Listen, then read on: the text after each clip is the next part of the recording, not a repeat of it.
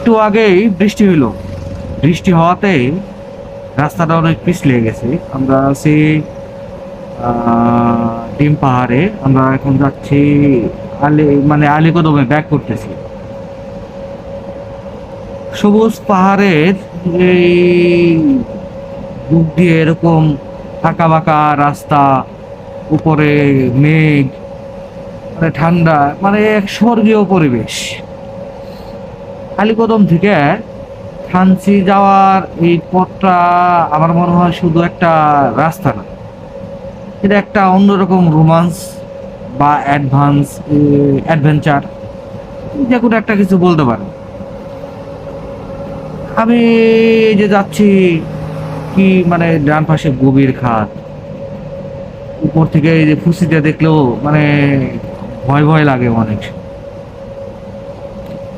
Bike চালানোটা মোটামুটি নেশার মতো লাগে আমার কাছে।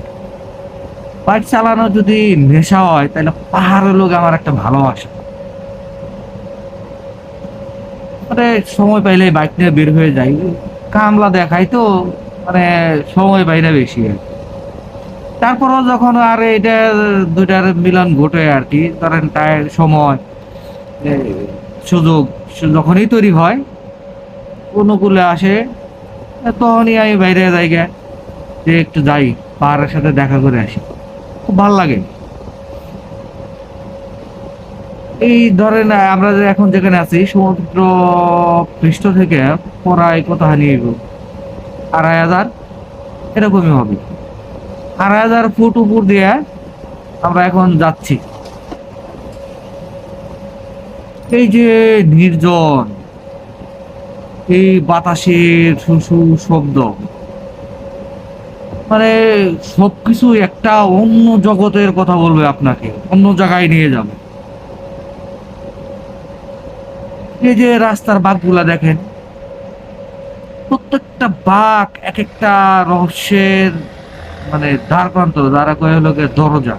এই দরজাতে একটা এক একটা বাঁক আর একটা অ্যাডভেঞ্চারে ঢুকে যাবেন এরকম।